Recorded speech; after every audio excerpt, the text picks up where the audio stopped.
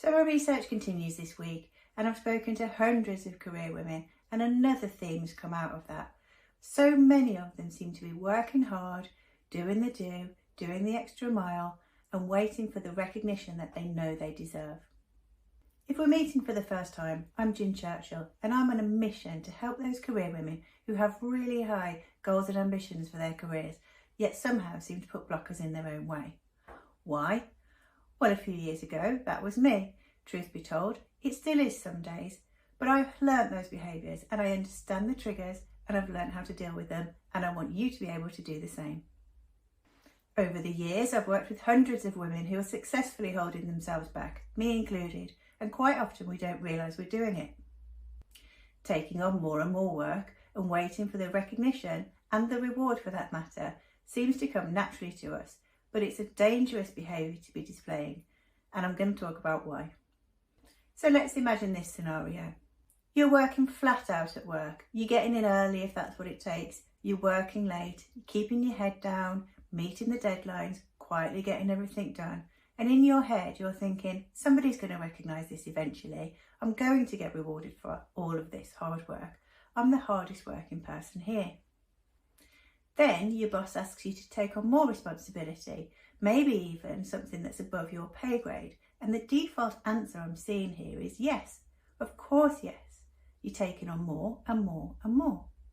And why wouldn't you say yes? You want the promotion after all, so you've got to show willing, right?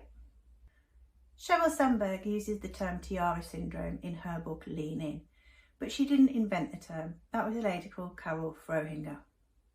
This syndrome explains the fact that women expect that if they do their job well, work hard, keep their head down, that the recognition will come eventually in the form of somebody walking along and placing a tiara on their head. In other words, this calls out professional modesty that many women seem to have, which prevents us from shouting our abilities and our achievements out for what they are. I generalise, of course. This can affect men as much as it can affect women, except it doesn't, and that seems to come down to societal norms. What do I mean by that? Well, women traditionally haven't been in the workplace, so there's things that we do differently to guys. First of all, we don't negotiate our pay and conditions as well as the guys do. We expect equal pay for equal work, but we don't call it out when we don't get it, and we don't really know how to ask for it when we think we need it. Secondly, women are less likely to apply for a promotion formally, and that's because history shows us that women will look at a job description and focus on the bits that they can't do, whereas a man is more likely to look at a job description and focus on the bits that he can, and therefore apply for the role because in a positive frame of mind, he can do 50% of it, whereas a woman is in a negative frame of mind, I could only do 50% of it, or worse, I can't do 50% of it, so I won't bother applying because I won't get it anyway. And the third one is, men are far more likely to network. While this high achiever is working late nights, keeping the ship afloat, doing making sure the deadlines are all happening, it stands a chance the rest of the team are down the pub on a Friday night, having a drink, celebrating how well the week's gone, and basically high-fiving each other while this person goes unnoticed. So the opposite of what you think is happening is probably happening.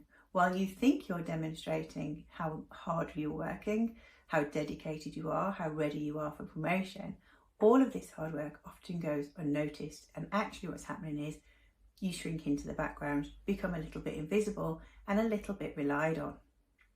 And what's going on in your brain? You're secretly dying for somebody to recognise how much work you're doing, how overworked you are and how close to breaking point you are, and for them to send the troops in and rescue you. I'm afraid that's not going to happen. So what do you do to break out of Tiara Syndrome? First of all, I suggest you find somebody that you can talk things out with, a mentor or a role model. A quick reality check of what's going on will really help to clear the waters. If you can with this person, get your career ambitions back out on the table, focus on where you want to go, and a quick and easy roadmap of how you're going to get there will just help to make things clearer for you again.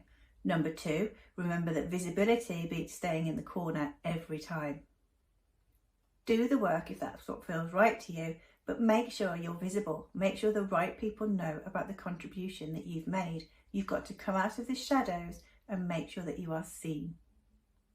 And number 3, next time somebody asks you to do something over and above, stop and think for a second. Should I say yes to this? Could I delegate it? Could I delegate it up the chain, down the chain? Just not me. Being mindful of what you're taking on and being able to say no in the right places will keep your head held high, tiara or not, and it will prevent that burnout. If this article has resonated with you, you might be interested in joining our new Facebook group, the Self-Doubters Confidence Campfire, a safe place to be. I've created it because there was no community of like-minded women who needed a place where they feel safe, heard, valued and understood. We're a small yet mighty group. We've all got big career aspirations and we're working towards getting rid of those blockers one step at a time.